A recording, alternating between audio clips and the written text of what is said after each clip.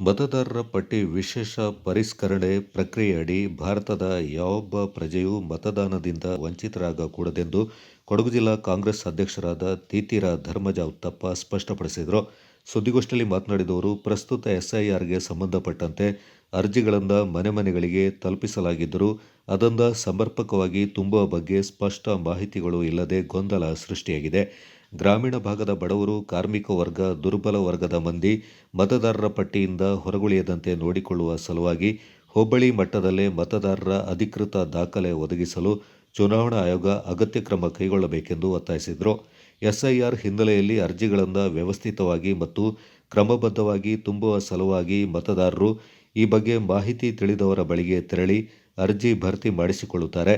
ಇದನ್ನೇ ಪ್ರಮುಖವಾಗಿರಿಸಿಕೊಂಡು ವಿಪಕ್ಷಗಳು ಗೊಂದಲ ಸೃಷ್ಟಿ ಮಾಡಿರುವುದಾಗಿ ತೀಕ್ಷ್ಣವಾಗಿ ಹೇಳಿದರು. ಇವತ್ತು ಹೋದಾಗ ಕೆಲವೊಂದು ಗೊಂದಲಗಳು ಕೂಡ ಕಾಣ್ತಿದೆ. ಇವತ್ತು ಎಕ್ಸ್ಪ್ರೆಷನ್ ಫಾರ್ಮ್ ಅನ್ನು ಕೊಟ್ಟು ಬಂದಿದ್ದಾರೆ ಅದರಲ್ಲಿ. ಆದರೆ ಕೊಟ್ಟು ಬಂದಿದ್ರು ಕೂಡ ಕೆಲವರಿಗೆ ಅದನ್ನ ಬರೀಲಿಕ್ಕೆ ಕೂಡ ಗೊತ್ತಿರೋದಿಲ್ಲ. ಸೊ ಇಂಥ ಸಂದರ್ಭದಲ್ಲಿ ಎಲ್ಲ ಪಕ್ಷದವರಿಗೆ ಕೂಡ ಎಲ್ಲ BLA ಕೂಡ ಎಲ್ಲ ಪಕ್ಷದವರು ನೇರಿಸ್ಕೊಟ್ಟಿದ್ದಾರೆ. ಅವರು ಹೋಗ್ಬಾರ್ದು ಅಂತ ಹೇಳೋದನ್ನ ಕೆಲವು ಸಂದರ್ಭಗಳಲ್ಲಿ ಮನೆಯಲ್ಲಿ ಹೋಗ್ಲಿಕ್ಕಾಗಿಲ್ಲ ಅಂದ್ರೆ ಕೆಲವೊಂದು ಎಲ್ಲಾದ್ರೂ ಒಂದು ಸೆಂಟರ್ಗಳನ್ನು ಓಪನ್ ಮಾಡಿ ಅಲ್ಲಿ ಕೂತ್ಕೊಂಡು ಅವರು ಫಿಲ್ ಮಾಡ್ಕೊಳ್ಳುವಂತ ಕೆಲಸವನ್ನು ಬೇರೆ ನುರಿತರು ಮಾಡ್ಕೊಟ್ಟಿದ್ದಾರೆ. ಆದ್ರಿಂದ ಅದರ ಬಗ್ಗೆ ಕೆಲವೊಂದು ವಿರೋಧ ಪಕ್ಷಗಳು ಗೊಂದಲಿಸ್ತಿದ್ದಾವೆ. ಇದು ಗೊಂದಲಿಸುವಂತ ವಿಚಾರ ಅಲ್ಲ. ಯಾಕೆಂದ್ರೆ ಎಷ್ಟೋ ಜನರಿಗೆ ಒಬ್ಬರು ಇಂಗ್ಲಿಷ್ ಗೊತ್ತಿರೋರಿಗೆ ಕನ್ನಡ ಗೊತ್ತಿರೋರಿಗೆ ಇಂಗ್ಲಿಷ್ ಗೊತ್ತಿರೋದಿಲ್ಲ. ನುರಿತವರಿಂದ ಒಂದು ಫಾರ್ಮ್ ಅನ್ನು ಫಿಲ್ ಮಾಡಿ ಆದ್ಮೇಲೆ ಕಾನೂನುಬದ್ಧವಾಗಿ ಅಪ್ಲೋಡ್ ಆಗೋದು. ಅದಕ್ಕೆ ಯಾಕೆ ಈ ತರದ ಒಂದು ಗೊಂದಲವನ್ನು ಮಾಡಿ ವಿರೋಧವನ್ನು ವ್ಯಕ್ತಪಡಿಸಿದಂತ ಅರಿವಾಗುವುದಿಲ್ಲ. ಜೊತೆಗೆ ಈ ಇದರಲ್ಲಿ ಇವತ್ತು ಚುನಾವಣಾ ಆಯೋಗದ ಇವತ್ತು ಏನ್ ಕೆಲಸ ಮಾಡ್ತಾ ಅದರಲ್ಲಿ ಸುಮಾರು ಜನರಲ್ಲಿ ಫೋಟೋ ಕೊಡ್ಬೇಕಂದ್ರೆ ಕೆಲವು ಕೂಲಿ ಕಾರ್ಮಿಕರಿದ್ದಾರೆ, ಅವ್ರದ್ದೆಲ್ಲ ತೊಂದರೆಗಳಾಗ್ತಿದೆ. ಮತ್ತೆ 2002ರ ಮತದಾನದ ಪಟ್ಟಿದ್ದು ತೊಂದರೆಗಳಾಗ್ತಿದೆ. ಇದನ್ನೆಲ್ಲ ಸರಿ ಮಾಡುವಂತ ಕೆಲಸದಲ್ಲಿ ಇವತ್ತು ಬದಲಾಗ್ತಿದೆ.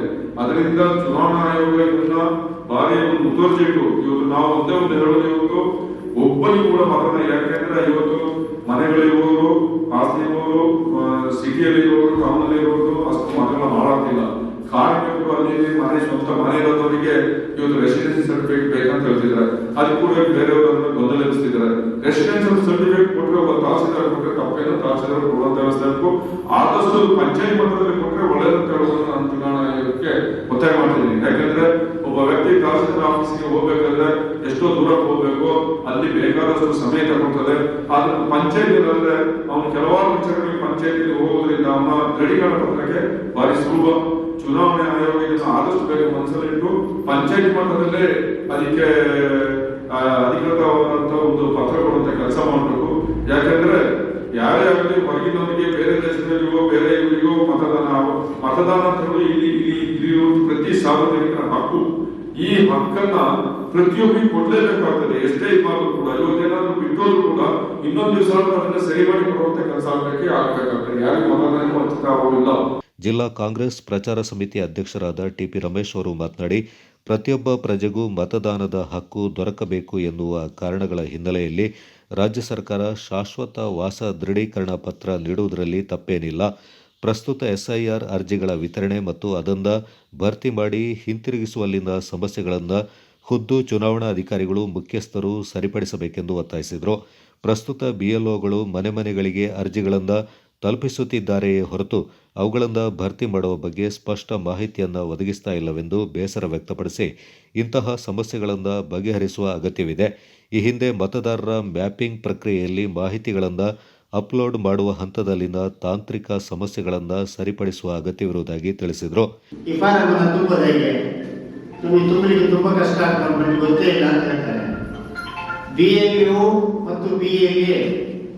ಎಲ್ಲ ಮನೆಗಳಿಗೆ ಹೋಗಿ ಫಾರಂ ಅನ್ನು ಕೊಟ್ಟು ಹೋಗಿದ್ದಾರೆ. ಆ ಫಾರಂ ಅನ್ನು ಹೇಗೆ ತುಂಬಿಕೊಡ್ಬೇಕು, ಹೇಗೆ ಮಾಡಬೇಕು ಅಂತ ಹೇಳೋದ್ರ ಬಗ್ಗೆ ಇನ್ನೂ ಕೆಲಸ ಆರಂಭ ಆಗಿಲ್ಲ. ನನ್ನ ದೃಷ್ಟಿಕೋನದಲ್ಲಿ ಮೊದಲ ಸುತ್ತಿನಲ್ಲಿ 10 ದಿನಗಳ ಒಳಗೆ ಫಾರಂ ಅನ್ನು ವಿತರಣೆ ಮಾಡಬೇಕು ಅಂತ ಇರಬಹುದು. ಆ ನಂತರ ಮನೆಗೆ BLA ಮತ್ತು BLOಗಳು ಬಂದು ಆ ಫಾರಂ ಅನ್ನು ತುಂಬಿಕೊಡ್ತಕ್ಕಂಥ ಪ್ರಕ್ರಿಯೆ ಆರಂಭ ಆಗ್ಬೋದು. ಯಾಕಂದ್ರೆ ಇನ್ನು 20 ದಿವಸ ಇದೆ.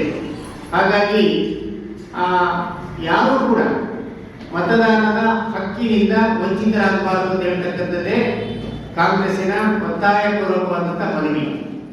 ಈ ದೇಶದ ಪ್ರತಿಯೊಬ್ಬ ಪ್ರಜೆ ಕೂಡ ಮತದಾನದ ಹಕ್ಕನ್ನು ಇಟ್ಕೊಳ್ಳುವ ರೀತಿಯಲ್ಲಿ ಈ ಪರಿಷ್ಕರಣಾ ಕಾರ್ಯ ನಡೆಯಬೇಕು. ಪರಿಷ್ಕರಣಾ ಕಾರ್ಯದಲ್ಲಿ ಯಾರು ಕೂಡ ಕೈ ಬಿಡುವಂತ ಪ್ರಶ್ನೆ ಇರಬಾರದು ಅಂತ ಹೇಳ್ತಕ್ಕಂಥ ಮಾತನ್ನ ಈ ಸಂದರ್ಭದಲ್ಲಿ ಹೇಳಲಿಕ್ಕೆ ನಾನು ಇಷ್ಟಪಡ್ತಾ ಇದ್ದೇನೆ.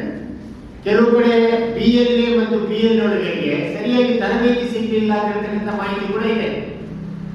ಅದನ್ನ ಸಹಾಯಕ ಚುನಾವಣಾ ಅಧಿಕಾರಿಗಳು ಗಮನ ಹರಿಸಬೇಕು. ಸಂದರ್ಭಕ್ಕೆ ಗಮನ ಹರಿಸಿ ಎಲ್ಲಿ ಕೈ ತಪ್ಪಿ ಹೋಗ್ತಾ ಉಂಟು, ಕೆಲಸ ಸರಿ ನಡೀತಾ ಇಲ್ಲ, ಅದ್ರ ಬಗ್ಗೆ ಅವರು ಚಾಚು ತಪ್ಪದೆ ನಿಗಾ ವಹಿಸಿ ಪರಿಶ್ರಮದಿಂದ ಸ್ವಲ್ಪ ಕೆಲಸವನ್ನ ಮಾಡ್ತಕ್ಕಂಥ ಕೆಲಸವನ್ನ ಇವಾಗ ಮಾಡಬೇಕಾದಂತ ಅನಿವಾರ್ಯತೆ ಇವತ್ತು ಇದೆ ಅಂತ ಹೇಳ್ತಕ್ಕಂಥ ಮಾತನ್ನ ಈ ಸಂದರ್ಭದಲ್ಲಿ ಹೇಳಲಿಕ್ಕೆ ನಾನು ಇಷ್ಟಪಡ್ತಾ ಇದ್ದೇನೆ. ಮತ್ತೆ SIR ಯಲ್ಲಿ ಪೂರ್ವ ತಯಾರಿಯಾಗಿ ನಡೆಸಲಾಗಿರ್ತಕ್ಕಂಥ ಮ್ಯಾಪಿಂಗ್ ಪ್ರಕ್ರಿಯೆಯಲ್ಲಿ ಮತದಾರರ ವಿವರಗಳು ತಪ್ಪಾಗಿ ಜೋಡಣೆ ಆಗಿದ್ರೆ ಮತ್ತು ಮ್ಯಾಪಿಂಗ್ ಆಗಿದ್ದಲ್ಲಿ ಇದರಷ್ಟೇ BLO ಆ್ಯಪ್ಗಳಲ್ಲಿ ಮತದಾರ ವಿವರ ಲಭ್ಯ ಆಗುವುದಿಲ್ಲ. ಅಥವಾ ಕನ್ಫ್ಯೂಸ್ ಆ್ಯಪ್ ಅಲ್ಲಿ ಅದು ಅಪ್ಲೋಡ್ ಆಗುವಾಗ ಸರಿ ಆಗುವುದಿಲ್ಲ, ಯಾಕಂದ್ರೆ ಮ್ಯಾಪಿಂಗ್ ಸರಿ ಅಪ್ಲೋಡ್ ಆಗಲಿಲ್ಲ ಅಂತ ಈ ಥರ ತಾಂತ್ರಿಕ ಗೊಂದಲಗಳಿದ್ದಾರೆ. ಇಂತಹ ತಾಂತ್ರಿಕ ಗೊಂದಲಗಳನ್ನ ಮೊದಲು ಸರಿಪಡಿಸಿಕೊಂಡು ಈ ಕೆಲಸವನ್ನ ಮಾಡಬೇಕಾದಂತ ಅನಿವಾರ್ಯತೆ ಇದೆ ಅಂತ ಹೇಳ್ತಕ್ಕಂಥ ಮಾತನ್ನ ಈ ಸಂದರ್ಭದಲ್ಲಿ ಹೇಳಲಿಕ್ಕೆ ಇಷ್ಟಪಡ್ತಾ ಇದ್ದೇನೆ.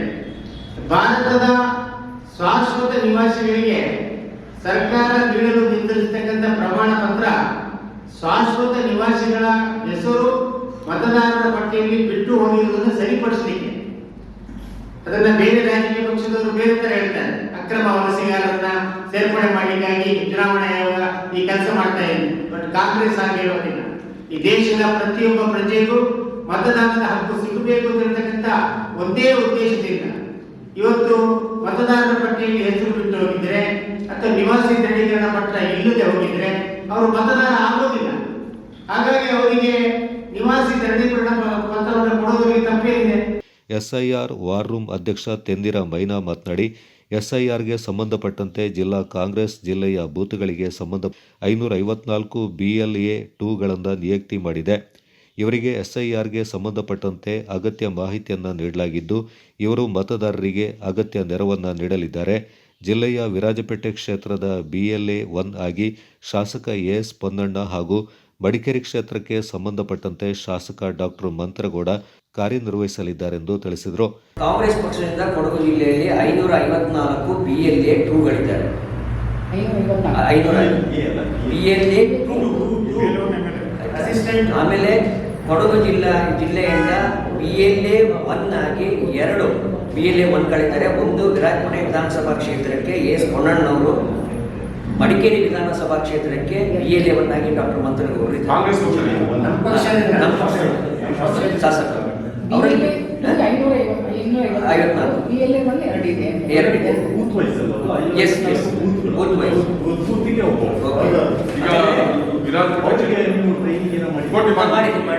ಈಗ ನಾವು ಟ್ರೈನಿಂಗ್ ಆಗಿದ್ದೀವಿ, ಅದಕ್ಕೆ ಗೊಂದಲ ಯಾಕಿರಲ್ಲ ಅಂತ ಹೇಳೋದು. ಇವಾಗ ಎನ್ಯುಮರೇಷನ್ ಫಾರ್ಮ್, ಈ ಎನ್ಯುಮರೇಷನ್ ಫಾರ್ಮ್ನಲ್ಲಿ 3 ಪಾರ್ಟ್ ಇದೆ. ಒಂದು A ಪಾರ್ಟ್ ಇದೆ, ಇದು A ಪಾರ್ಟ್ ಇದೆ, ಈಗ ಅಂತ ಬರ್ಕೊಂಡಿದ್ದು ನಾವು. ಇದು B ಪಾರ್ಟ್, ಕೊನೆಗಿರ್ತಕ್ಕಂಥ C ಪಾರ್ಟ್ ಅಂತ. A ಪಾರ್ಟ್ ಏನು ಹೇಳುತ್ತೆ ಅಂದರೆ 2002ರಲ್ಲಿ ನೀವು ಮತದಾರರಾಗಿದ್ದರೆ ನಿಮ್ಮ 2002ರ ಮತದಾರರಲ್ಲಿ ಪಟ್ಟಿಯಲ್ಲಿ ಇರ್ತಕ್ಕಂಥ ವಿವರಗಳನ್ನ ಇಲ್ಲಿ ಬರೀಬೇಕು.